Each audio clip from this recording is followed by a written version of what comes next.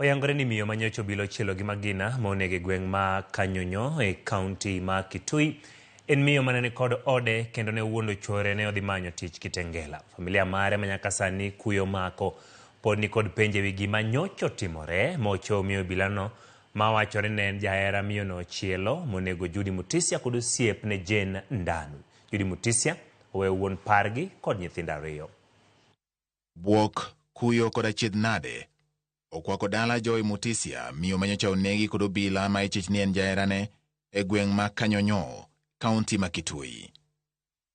Koro yangore ni Joy osebedo e keny gi jaode manyinge James Mutisia, kendo gin kod nyithindo ariyo ma achiel en jaklas 11 kata form 3, kama chielo to en jagrade mar 6. Wede ne onyiso Ramogi TV ni Joy nyocha onyiso familia mare ni odhi manyo tich Kitengela, to kata kamano, chalo ni mano ne ok en adieri. Gima ne ok ging'eyo ni miyo no nyocha odhi Kanyonyo oromo kod jaherane ma dichuo ma en obila. Maling'ling' ne ni obila no nyocha omonjo Joy e od osiepne manyinge Jane Ndanu, kama ywaruok nyocha obedo ma ochweyo nego gi duto ka otiyo kod bunde mare mar AK47. Huyo madam alikuwa anamzuia, anamwambia usimpige. Sasa askari ndiye alichukua hatua ya kuwapiga risasi, akawapiga wote risasi. Amepigwa risasi mingi sana mpaka tukashindwa huyu askari amefunzwa kweli. Hatuelewi hao askari wanafunzwa namna gani. Wuon pargi Joy to nyaka sani pod ni kod penjo mathoth kaluwore kod chuny lit ma okwakogi e wi tho mar jaode. Hatujui kwa nini ilifikia hii maneno huyu askari akaua huyu bibi ya kijana yangu. Tuko na ako na watoto wawili.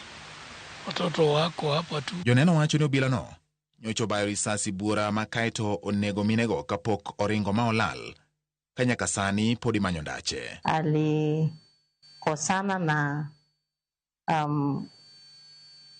girlfriend yake ama mpenzi wake, kisha baada ya kugombana akapata kumuua na pia kumuua ule alikuwa rafiki yake. Ameuliwa na mtu wa serikali. Serikali ndio inachunguza. Hatuelewi mtu mwingine anaweza ingizwa ndani ya chunguze nini. Bero mar ringre minego winjore otim kawuono ka nonro bende pod dhi nyime e wi nek magalagala maket kod mano. George Bati, Ramogi TV. Kwa weche wach mar masirano en ni piny owacho singo mar jiwo ji duto e chenro mag udi ma nengo gi yot migere pacho ka magi yangeremo mar udi ma nengo gi yot mane bagi boma ma Kisumu. Chenro ting'o mago mag tije kanyakla kod neno ni jo Kenya oyudo utegi machiegni kodgi. Millicent Adhiambo nigi mathoth. Jotelogo kane loso kanotelnegi kod jatend migawo mar weche ute kod bombe ma pacho ka, Alice Waume, negi yango ni thor wach mar romono en kelo ute ma nengo gi yot machiegni